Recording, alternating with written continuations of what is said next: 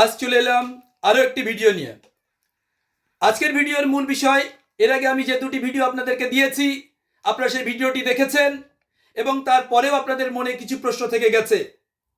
এবং বিশেষ করে আজকের ভিডিও এই জন্যই আসা, আমার সম্পর্কের ক্ষেত্রে যে জটিলতা তৈরি হয়েছে সেই জটিলতাটাকে সবাইকে, যতজন ভোটার আমার এই ভিডিওটি দেখেছেন, ফল পূরণের ক্ষেত্রে যাদের যা মনে সংশয় রয়েছে আমি তা আজ দূর করবো আশা করছি। ভিডিও আরও অনেক কিছু বলার ছিল, যান্ত্রিক গোলযোগের কারণে, অসম্পূর্ণ থাকার কারণে আমি আপাতত যতটুকু প্রয়োজন সেই অংশটুকুই আপনাদেরকে বলার চেষ্টা করছি। শুরুতে আসি ফটোর ব্যাকগ্রাউন্ড নিয়ে বলেছি। মেয়েদের ক্ষেত্রে কারো কারো বক্তব্য কান খোলা রাখতে হবে না কান ঢাকা, আমি শুরুতে এটা পরিষ্কার করে দিতে চাই। প্রথমে যে ছবিটি আছে, এই একটি ছবি, এই ভোটার, তার ছবি তোলা আছে। আমাদের নির্বাচনের কমিশনের পক্ষ থেকে একবারও বলা হয়নি যে এনার এইভাবে হিজাব পরে ফটো তোলা যাবে না, অর্থাৎ কান খোলার কথা কোথাও বলা নেই। তাই যারা এই কথা বলছেন সম্পূর্ণ নিজের মন গড়া কথা বলছেন। চলে আসি তার পরের পয়েন্টে। জন্ম তারিখ অনেকের কেবলমাত্র 50, 60 বা 45, 46, 41 বছর দেওয়া রয়েছে। তারা কি করবেন? তারা যদি জন্ম সার্টিফিকেট থেকে থাকে, জন্ম সার্টিফিকেট যদি না থাকে, মাধ্যমিক অ্যাডমিট, আরও আনুষঙ্গিক, সে ভোটার আই কার্ড হতে পারে, আধার কার্ড হতে পারে, যেখানে আপনার সঠিক জন্ম তারিখ থাকবে, দিন মাস বছর সেইভাবেই লিখবেন। চলে আসি তারপরের পয়েন্টে। মোবাইল নম্বর একটি পার্মানেন্ট নম্বর দেবেন, আগেও বলেছি, সুতরাং আর বেশি বলার প্রয়োজন নেই। তারপরে চলে আসি পিতার নাম অবশ্যই দেবেন। পিতার এপিক, তিনি যদি মারা যান সে এপিক নম্বরটা থাকবে ইনঅ্যাক্টিভ, তাই সেটা সিস্টেম নাও নিতে পারে, সেটা আপনারা দিতেও পারেন, ছেড়েও যেতে পারেন। পরে চলে আসি মায়ের নামটি দেবেন। মায়ের যেটা নাম আছে, তিনি বেঁচে থাকুন আর মারা যান, পিতার ক্ষেত্রে একই, নামটা অবশ্যই দেবেন। আবারও বলছি, যদি বাবা মা বেঁচে থাকেন বা মারা যান, যাই হন না কেন, তাদের নাম এখানে দিতেই হবে, এটা ম্যান্ডেটরি। চলে আসি তারপরে পয়েন্ট, মায়ের এপিক, যদি তিনি বেঁচে থাকেন তবেই সেই এপিকটা কিন্তু অ্যাক্টিভ দেখাচ্ছে, নতুবা মারা গেলে ইনঅ্যাক্টিভ। সুতরাং মারা গেলে তার এপিক দেওয়ার প্রয়োজন নেই, দিতেও পারেন, অসুবিধার কিছু নেই।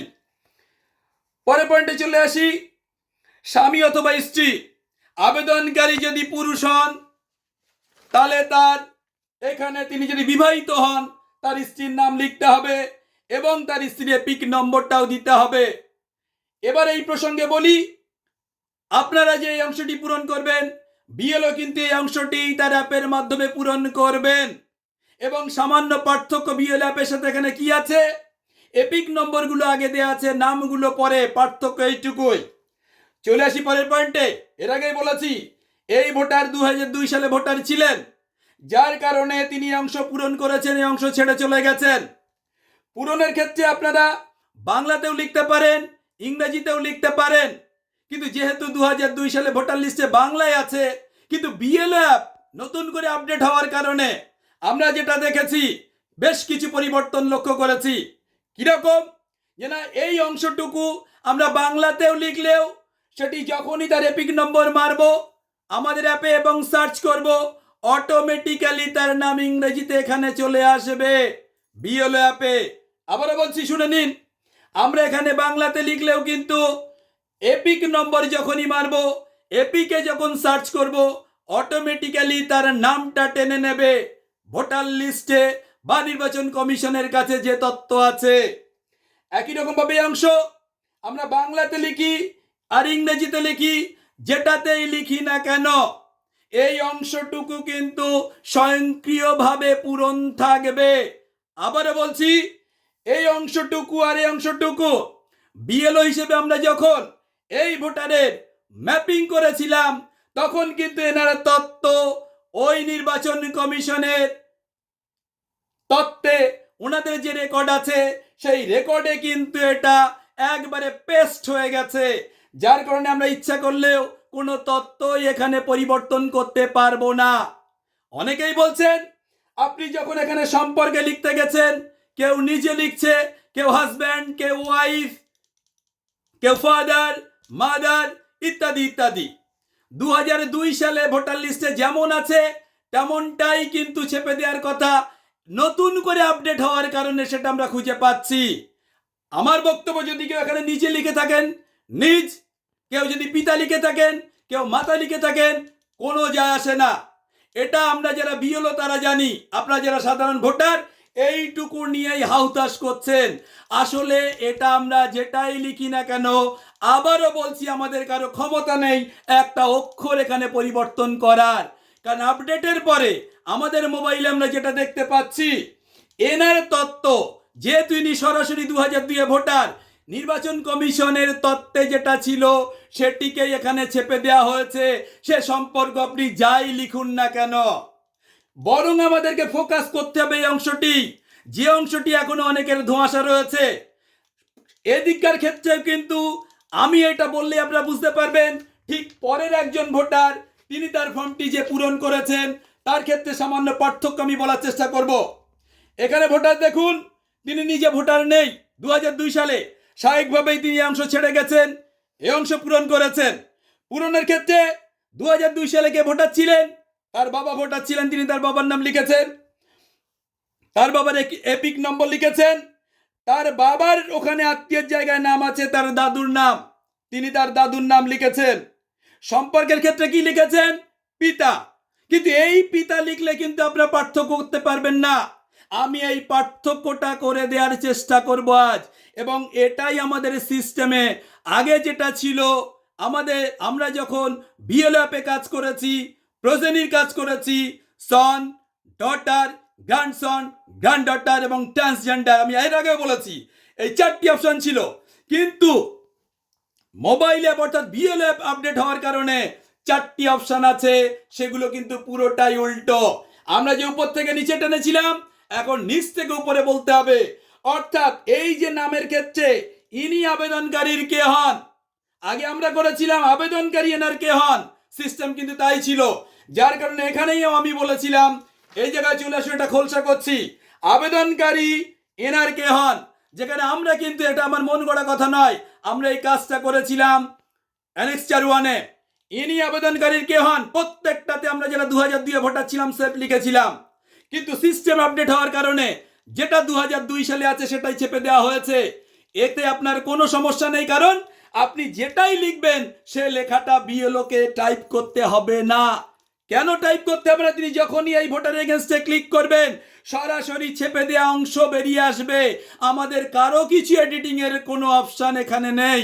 তাই নিশ্চিতভাবে বোঝা গেল, আপনি যাই লিখুন ওই লেখার প্রতিফলন ভোটার লিস্টে পড়বে না। ক্লিয়ার করতে পারলাম? এবারে চলে আসি এই প্রসঙ্গে পরেরটাতে, যেটা এখনো অনেক বিএলওর ভুল ধারণা আছে, সাধারণ মানুষ আপনাদের তো থাকবেই। কিসে ভুল? যদি বাবা থেকে থাকে, এনার বাবা এই নামের জায়গাতে আছেন, তার বাবা এখানে পিতা দেখাচ্ছে, কিন্তু এনার বাবা ইনি 2002 সালে ভোটার লিস্টে দেখবো আমরা এই পিতা আছে। কিন্তু আমাদের এই জায়গাতেই একটু সতর্ক থাকতে হবে। পিতার জায়গায় ধরুন এই আবেদনকারীর পিতা 2002 সালে ভোটার নেই, এটা মনে করুন ওনারা দাদু, ধরে নিন, তর্কের খাতিরে আমি বলছি, আবারও বলছি, ভালো করে শুনে নিন। এই জায়গাটাই আমাদের চেঞ্জ রয়েছে।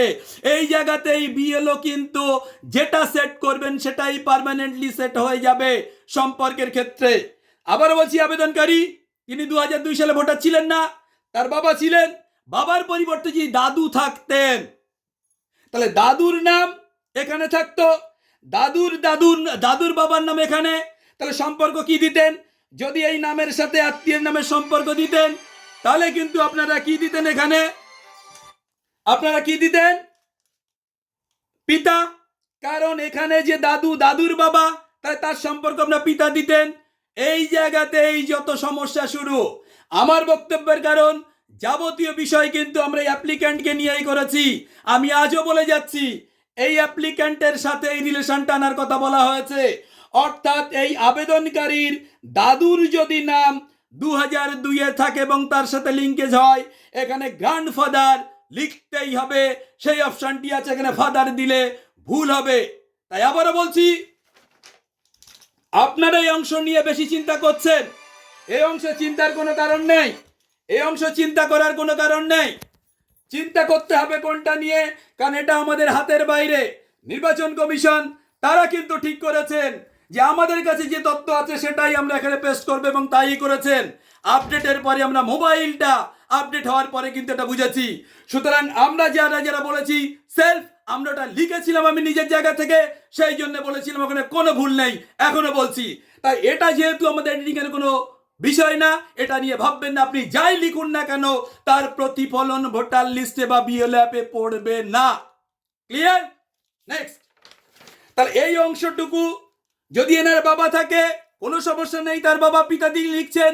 কিন্তু যখনই আবেদনকারীর দাদু হবেন 2002 সালে থাকা বংশধর, তার ক্ষেত্রে কিন্তু অবশ্যই আবেদনকারীর সাথে এই নামের সম্পর্কটাই দিতে হবে, গ্র্যান্ডফাদার।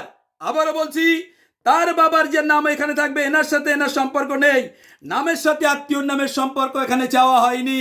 আমরা বিএলও অ্যাপে যেটা করব, পরিষ্কার সেখানে লেখা আছে রিলেশন কার সাথে হবে, অ্যাপ্লিক্যান্টের বা ইলেক্টরের সাথে এই রিলেশনটা আনতে হবে। তাই অনেকে হয়তো বলছেন এটা মা থাকলে কন্যা থাকলে মাতা হবে, একদমই ওসব ভুলে যান। আমি পরবর্তীতে নিশ্চয়ই এই পুরো বিষয়টা খোলসা করতে আরো একবার আসব, এবং সেটা হাতে কলমে দেখাবো, বিএলও অ্যাপের মাধ্যমেই আপনাদেরকে দেখাবো যে সত্যি সত্যি এই যে 4টি অপশান, সেটা আবেদনকারীর সাথে কি এই নামের সাথে তার অভিভাবকের সাথে, সেটা আমি আর একবার বলার চেষ্টা করব। পরিশেষে বলি, আপনাদের নিশ্চয়ই আত্মীয়ের সাথে যে সম্পর্ক নিয়ে এত গোলযোগ, এত সমস্যা, যে অংশটি নিয়ে এত সমস্যা, আসলে আমরা বিএলওরা জানি এটা হাসির ব্যাপার হয়ে যাচ্ছে, আপনারা জানবেন না, কারণ এখানে আমরা এডিটিং করতে পারবো না। তাহলে কোন বিষয়গুলো আরো বেশি গুরুত্ব দেওয়া দরকার?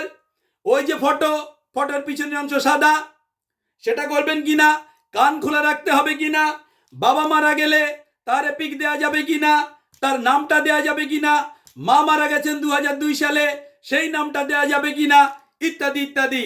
আমার বক্তব্য, মারা যান আর বেঁচে থাকুন, বাবা মায়ের নাম দিতেই হবে।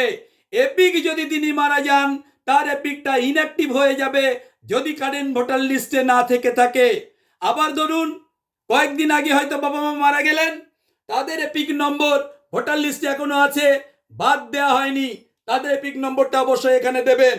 এবারে চলে আসি যে বিষয়টা বলার, বরং এই জায়গাতে আপনারা ফোকাস করুন, এই জায়গার পরিবর্তে যে তত্ত্বটি ভিত্তিতে আপনাকে শনাক্তকরণ করা যাবে 2002 সালে আপনার কে আছেন এই ভোটার, তিনি যে বিধানসভা কেন্দ্রে আছেন সেই বিধানসভার নম্বর, অংশ নম্বর অর্থাৎ পার্ট নম্বর এবং সিরিয়াল নম্বর জমা দেওয়ার আগে এই অংশটুকু বিএলও তার অ্যাপে পুট করতে পারবেন, এবং এই অংশ দিয়ে তিনি সার্চ করতে পারবেন এই ভোটার 2002 সালে ছিলেন কিনা।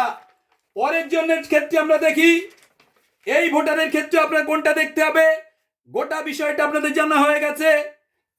কোনটা দেখবেন না, সম্পর্ক কখনোই নামের সাথে আত্মীয় সম্পর্ক নয়, এখানে দেখতে হবে আবেদনকারীর সাথে এই প্রথম নাম অর্থাৎ 2002 যিনি আছেন তার সম্পর্ক, এবং তার সাথে সাথে এই অংশটি 2002 সালে এই ভোটারের যিনি রিলেটিভ, এই রিলেটিভ তিনি কত নম্বরে ছিলেন না 93 বিধানসভা স্বরূপনগরে, তার অংশ নম্বর কত 52, ক্রমিক নম্বর অর্থাৎ সিরিয়াল নম্বর 296। জমা দেওয়ার আগে অবশ্যই এই অংশ এবং এই অংশ ভালো করে দেখে নেবেন। এটা কিন্তু আবারও বলছি, এটা এবং এটা অস্বয়ংক্রিয়ভাবে ভোটার লিস্টে বা বিএলও অ্যাপে এটা সংরক্ষিত থাকবে, কোনো এডিট আমরা করতে পারবো না। ডান দিকের কেবলমাত্র এই সম্পর্কের জায়গা ছাড়া, এই সম্পর্কের জায়গায় 4টি অপশন, আবারও বলছি, ফাদার, মাদার, গ্র্যান্ডফাদার এবং গ্র্যান্ডমাদার। যারা বলছেন মাতা কন্যা ইত্যাদি ইত্যাদি হবে, এনার সাথে এনার রিলেশন হবে, কখনোই না। যা কিছু রিলেশন হবে আবেদনকারীর সাথে, আগেও বলেছি আজও বলছি, যেটা নিয়ে আপনারা ধোঁয়াশা করছেন, ধোঁয়াশার কিচ্ছু নেই, আমি রিপিটেডলি বলে যাচ্ছি, এবং খুব শীঘ্রই এই নিয়ে আমি একটা ভিডিওতে আসব, যেটা বিএলও অ্যাপের মাধ্যমে আমার বক্তব্যের সাপোর্টে কি আছে না আছে সেটা আপনাদের দেখানোর চেষ্টা করব। সবাই ভালো থাকবেন, সুস্থ থাকবেন। এরপরেও যদি কারো কোনো প্রশ্ন জিজ্ঞাসা থাকে আমাকে কমেন্ট করবেন, নিশ্চিতভাবে আপনাদের সামনে এসে আমি আবারও আমার সাপোর্টে আমি যে কথাগুলো বলেছি সেই কথাগুলো আপনাদের সামনে প্রমাণ করে তবেই যাব। ধন্যবাদ সকলকে।